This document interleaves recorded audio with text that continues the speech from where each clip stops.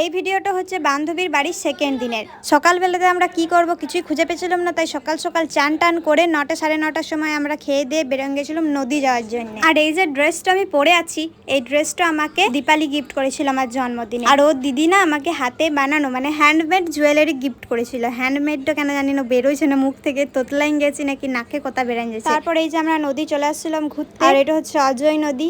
ভালোই লাগছিল বেশ। আমাদের ওই জায়গাটাতে এত পাথর নাই, মানে আমাদের নদী সাইড গালাতে, কিন্তু এদিকে এত পাথর, বড় বড় পাথর। যাই হোক, তারপরে এই যে ব্রিজটাকে ক্রস করে আমাদেরকে যেতে হচ্ছে। আর কি স্লিপ ছিল না পাথর গালা, কি বলবো, স্লিপ কেটে পড়লে জলেই তো। তারপরে নদী এসছি, বুঝতেই পারছো মেয়েদের ভিডিও আর ফটো তোলার শেষ নেই। বলবো এইদিকে বান্ধবীর এত ভিডিও করে দিলাম, তারপরে আমি বলছি আমার ভিডিও করতে, এদিকে দেখছো আমি পুরো জলেই নেমে গেছি। আর পাথর গালা এত স্লিপ করছিল কিছু বলার। তারপর সন্ধ্যাবেলাতে আমরা চলে গেছিলাম চিত্তরঞ্জন কেশিয়ার বন্ধু মহল মেলা দেখতে। জায়গাটাতে যেহেতু আমি প্রথমবার গেছিলাম, তাই হয়তো বলতে ভুল হতেও পারে। যদি ভুল হয় তাহলে প্লিজ তোমরা কমেন্ট করে বলে দিবে জায়গাটার নাম ঠিক কি বটে। যদিও প্রথমবার আমি গেছি, আর এত বড় মেলা কি বলবো, আমার তো খুবই ভালো লাগছিল। কিন্তু আমরা যেহেতু কালী পুজোর পরের দিনেই গেছিলাম, তাই সেরকম কোনো ভিড় ছিল না, একদম মেলাটা ফাঁকা ফাঁকাই বলতে পারো। অনেক দোকানদানি বসতে মানে বাকি ছিল, অনেক জায়গা ছিল ফাঁকা, যেগুলো হয়তো দোকানদানি আরো বসবে পরে, অনেকদিনই হবে মেলাটা।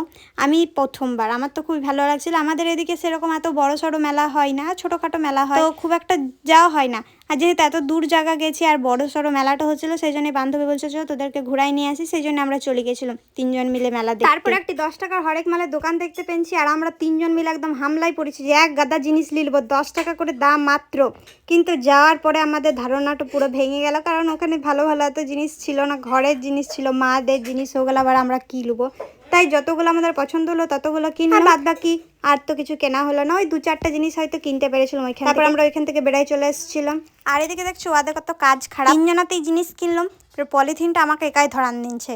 যাই হোক, আর এদিকে ওরা এখানে আইসক্রিম কিনেছিল আর আমি কিনে নিয়ে বললাম না তোরা খা, আমার ঠান্ডা লেগে যায়। কিন্তু এদিকে ওরা বলছে না আমাদের একাই ঠান্ডা লাগবে, আর তুই বেঁচে যাবে, ওটা তো হবে না। সেই জন্য ওরা সবাই আমাকে অল্প অল্প করে খাওয়ান দিছিল। এটা দেখে আবার ভাবো না যে কত ভালোবাসা। আর তার কিছুক্ষণ পরে আমাদের 3জনাকার মধ্যে পুরো যুদ্ধ বেঁধে গেছে যে কি খাবি, কি খাবো সেটাই আর খুঁজে পেছি না।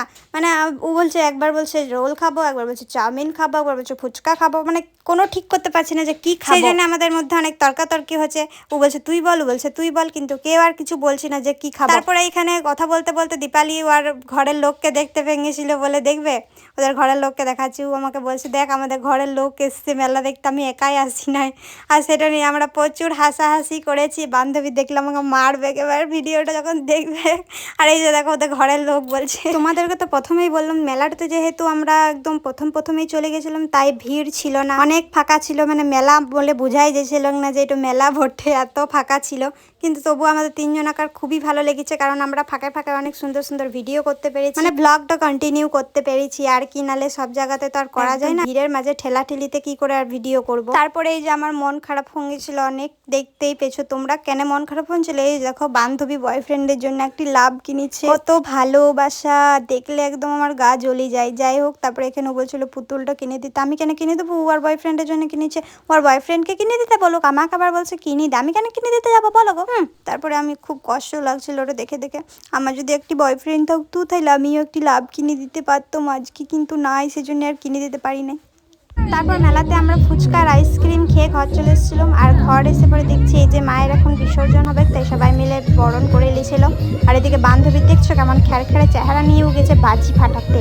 ওই বাজির সাথে যদি ও উড়ি যায় না, তাই কে দেবে ভগবানই জানে। তাও আর অল্প ভয় নাই, আর আমাদের এত ভয় লাগছে কি বলবো। আমাকে বলছে ভিডিও কর, আমার ভিডিও তো ছাড় ভাই, আমি পুরো কান গলা চিপে ধরে রেখেছি।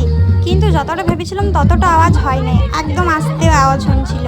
তারপরে সবাই হাসছে সেটা দেখে পড়ে। আর এই দিকে যখন মাকে নিয়ে যাওয়ার জন্য একদম সবাই তৈরি। আর এখানে বান্ধবী ওদের ওখানে প্রোগ্রাম হচ্ছিলো, দিয়ে ডান্স করেছিল, সেই ভিডিওটা আমি হালকা একটু লিখছি। দেখতে পেছো কত শখ, আমি তো বাবা নাচতে পারি না, ও নাচতে পারে, সেটা দেখে আমার খুবই ভালো লাগছিল। যে যাই হোক আমাদের দলের মধ্যে একজন তো নাচতে পারে, আমি আর দীপালি দুজনেই ঢ্যাঁড়স, নাচতে জানি না, কি জ্বালা। তারপর একদম প্রোগ্রাম শেষে সবাই মিলে উড়াধুরা নাচ করে একদম স্টেজ একদম ভেঙে দিবে। স্টেজের ওপর ছেলে গেলা আর নিচে সব মেয়ে গেলা। তো আজকের ভিডিওটা আমি এখানেই শেষ করছি। তোমরা সবাই ভালো থেকো, সুস্থ থেকো, টাটা, দেখা হচ্ছে নেক্সট ব্লগে।